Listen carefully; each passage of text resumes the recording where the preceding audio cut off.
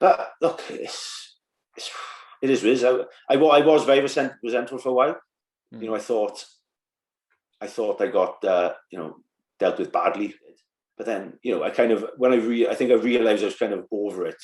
Was in the next semi-final in 19, and when we lost, I was bawling my eyes out. Yeah, just because because you're Welsh.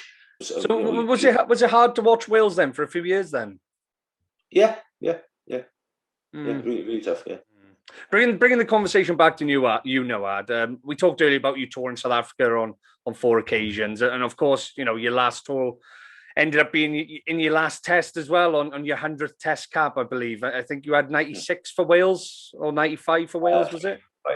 95 for Wales. But people were so surprised that your career was cut short right there. But have things been patched up at all now with Warren? Oh, look, I've spoken to him since. Yeah, look, you're bitter for a bit, and your family is still bitter, probably even to this day. And obviously I wasn't happy to go out like that. It was probably the fact I got a sub after half hour, and I didn't think I deserved that. But it's probably, since I've been coaching, I probably realised it's probably you've got to make these calls now, and you get these kind of situations where if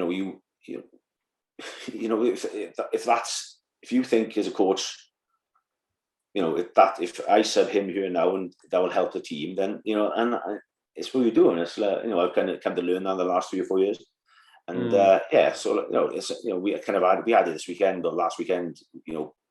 Selection for the final, like, it's the biggest game any of us had been involved as a coaching group. And you're picking. Fortunately, there wasn't too many sort of issues selection headaches, but but there was a few, especially on the bench, and it's the massive calls, and you don't take it lightly. In the end of the day, it's on you who you pick the team, isn't it? We pick the team. We don't the boys put on the field, but you got to pick the team. And so if Gats thought that, like, did I agree with it? Probably not. Did I think? And then was I playing? Well, I must have been playing better in a couple of the props because I was ahead of the Blues. So, I think it was Scott Andrews. Without naming it, I think Scott Andrews was behind you in the pecking order at the Blues, and then I think he got picked ahead of you then in the squad, which was it was kind of. I think the straw that broke it for me was Scott hadn't played all year, and then it's nothing against Scott. I got real well with that, and he's a great boy. The only game he played, I think, was against the Italian team, and is in the second row. Yeah. So it was like.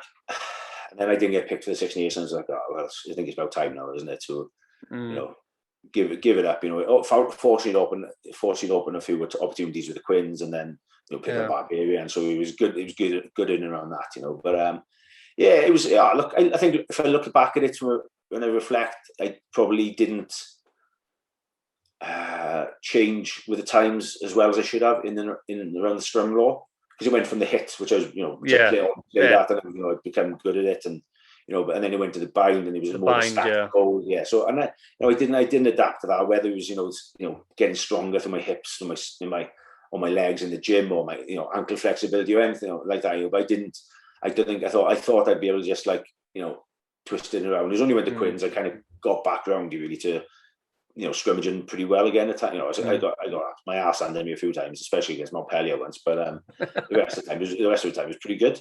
And but it was on me. I should have moved at times quicker, I think. And I did. Sorry to interrupt you, but I remember watching you on Rugby Tonight with Matt Dawson and the Irish presenter, and I think it was just after you retired, and I don't know, it felt like you felt some resentment towards Wales. It felt like that through watching that sort of clip. I watched it back the other day. Yeah. And you would say, sort of saying, Warren hasn't been in contact with me. I think Sean Edwards give you a ring 2 weeks after you retired, or a week after you retired, saying, well done in your career. But apart from that, you didn't really have much contact because it was the World Cup that year, wasn't it? I didn't, and I was, I was a bit bitter. I was bitter for a time. It was, I think, the fact Sean Edwards around me kind of just meant a lot to me, because where Sean Edwards came from, where I watched him growing up. But look, it is what it is. I was very resentful for a while. I thought I got dealt with badly.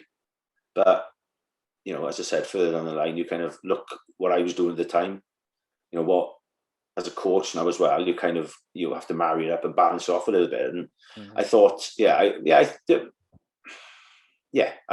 was definitely resentful, yeah. But I know, probably doing that TV show, I probably came across very resentful because it was probably a couple of weeks or a couple of days after I announced my retirement or whatever. Yeah, you could tell straight away. You could tell straight away. I don't know, you probably watch it back on YouTube now, and you could see how much you were hurt, and it was quite hard to watch as well, because it was like, you know, like you're answering like mum-word answers, like you're a bit like down about it all and stuff. But it's a funny one though. It's a funny one because I remember going to watch the Wales England game in Twickenham in the World Cup. Yeah, I was working for a company in hospitality, and you know, when you just go back to normal, you go back to it's Wales England, you know. You know, you shout over Wales and all that type of stuff. And there was times I was like, I wish I would have been there and all that, and which I did. But then, you know, I kind of I think I realised I was kind of over it. Was in the next semi-final in 19. We had a game the day before, and I stayed in a hotel in the Marriott in Twickenham, and I was watching the semi-final. And when we lost, I was, you know, bawling my eyes out. Yeah, just because, you know, because you're Welsh. Yeah, you know, you're Welsh, and the Welsh rugby team has always meant a massive amount to me since I was a kid.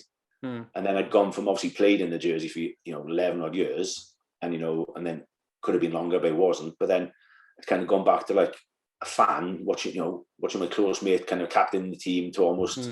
So, you know, I was in tears watching it. It was. So you know, was it hard to watch Wales then for a few years then? Yeah, really, really tough. Yeah, I found it. You know, I think, you know, I probably did I say stuff in the. I probably came across a lot. Very bitter. You did. Yeah, you did for a few years. I noticed that. And I probably weren't. I probably didn't I don't think I ever meant to come across that bitter, because I was upset. But like, I think I never really wanted to come across as bitter as I had, because, you know, Gats had changed my career. So, you know, I owe Gats everything. So it's like, you know, it was never. But then, I probably did more media than I needed to when I you know, it's just the natural. And then I did a book, and then, you know, I was getting sort of.